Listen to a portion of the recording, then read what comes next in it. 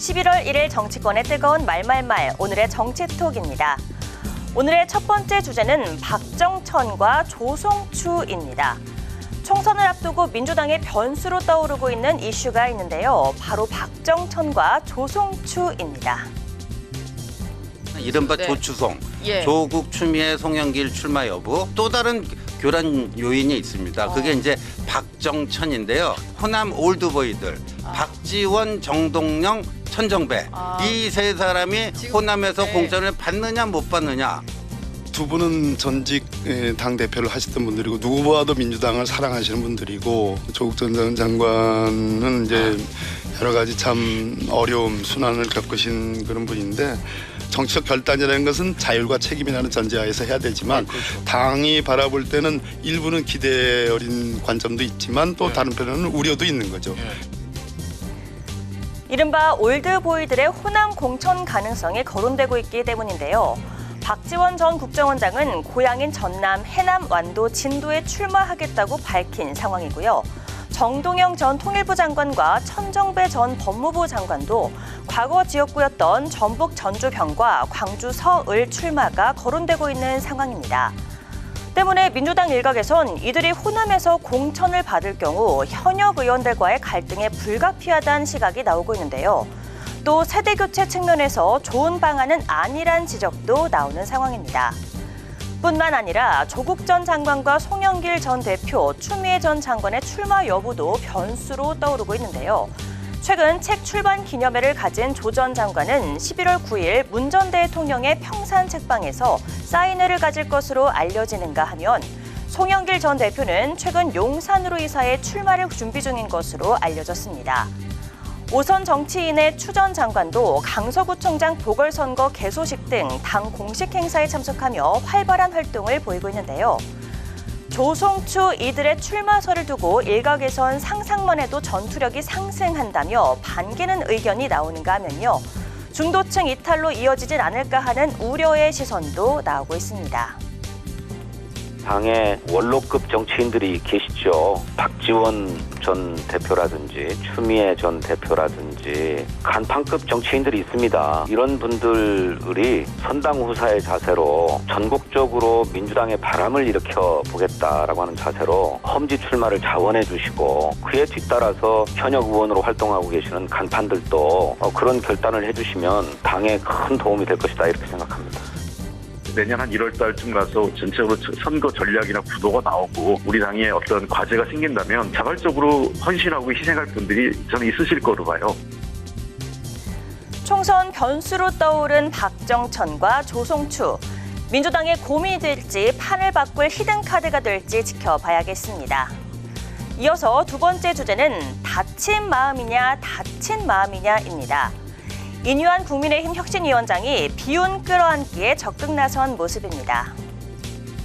이준석 전 대표한테 꼭 제가 좀 대신 전해드릴 말씀 있으면 주시겠어요? 좀 만나서 듣고 싶다.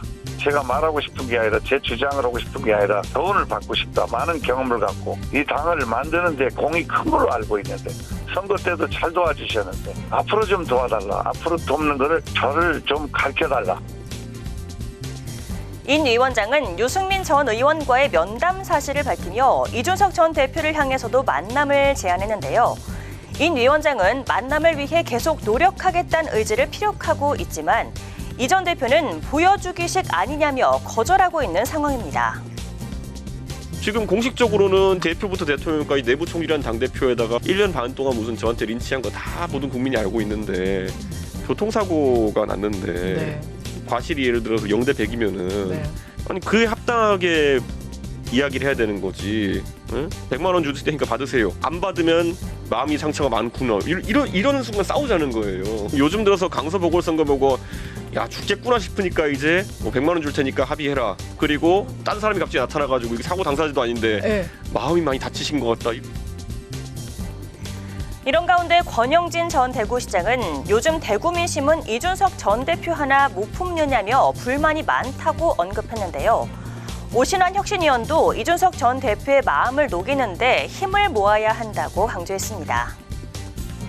국민 통합을 이루겠다고 하는 정당이 당내에서의 통합도 이루지 못하면서 어떻게 국민 통합을 외치겠습니까? 이준석 전 대표가 주장하는 그런 변화의 모습들을 당이 회복하는 것이 저는 이준석 전 대표의 마음을 녹이는 일이다 이렇게 생각하고요. 한편 이 전 대표의 다친 마음을 여는데 공을 들이는 혁신위와 달리 안철수 의원은 이준석 전 대표의 제명 서명 운동을 펼치고 있는데요. 그러면서 당의 결정을 촉구한 상황이죠. 하지만 김병민 국민의힘 최고위원은 안철수 의원과 이 전 대표 사이의 해묵은 갈등은 바람직하지 못하다고 꼬집으며 당을 위해 극복해 나가야 한다고 제안했습니다.